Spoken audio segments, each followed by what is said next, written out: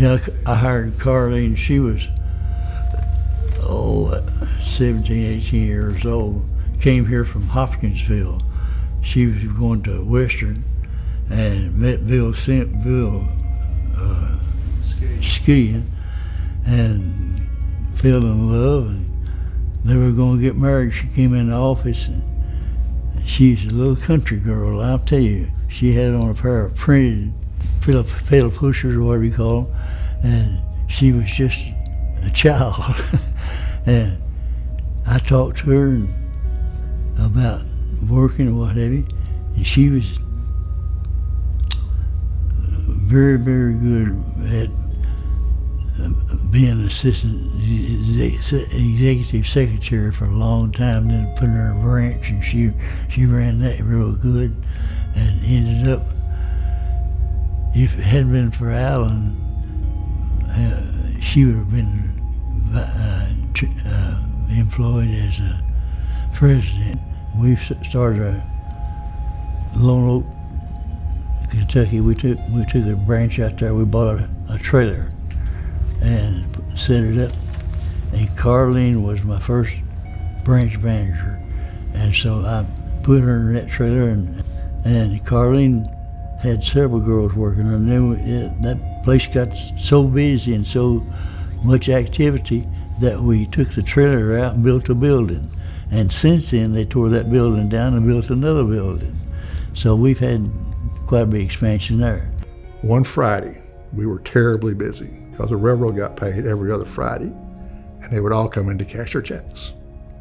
And there would be lines around the building, cashing checks. And we were still making loans and doing everything else we were going to do. And we were been super busy that Friday. Jimmy and I were wore out. And at the end of the day, Gene came in and told me that he had hired someone that was going to start work Tuesday. I hadn't even seen her come in the office. Okay, but she came in to see him Friday afternoon. He hired her before she left the office. Didn't check her reference, didn't call anybody, just hired her. He just liked her, he just hired her. Okay? Couldn't come to work Monday because she was getting married on Saturday, and they wanted Monday off. Okay, but she would come in on Tuesday morning. And when she came in on Tuesday morning, it was Carlene. Okay, and I thought, holy smokes. All right, obviously, one of the better employees that ever worked here.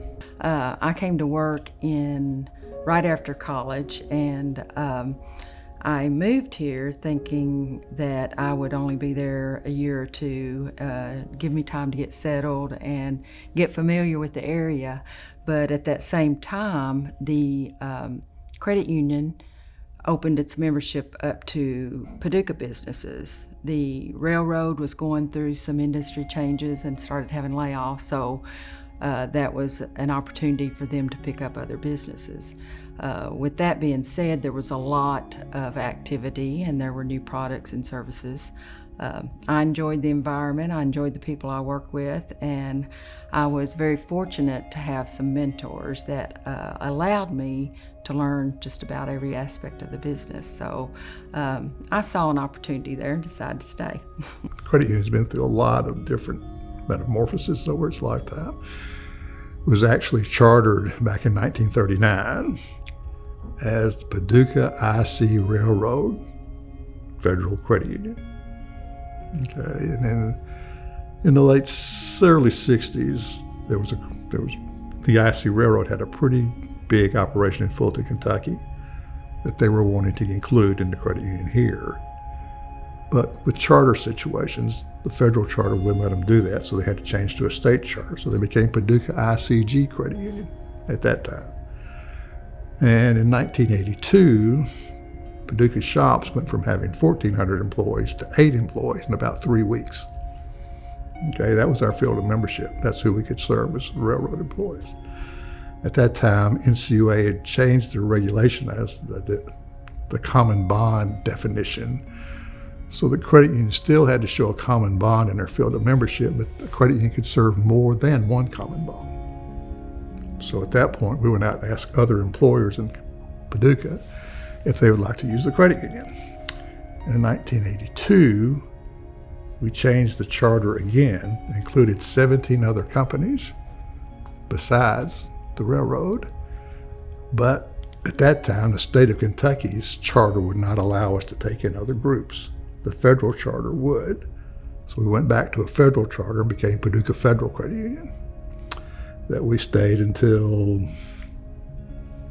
2010 maybe, because 2010 we merged the credit union Fancy Farm, Kentucky. Didn't see a lot of potential in having a branch in Fancy Farm, Kentucky, so we wanted to move that branch to Mayfield. And being the forward thinkers that we are, we realized you probably couldn't open an office in Mayfield and call it Paducah Federal and expect it to do very well. So that led to the change the name to Signet.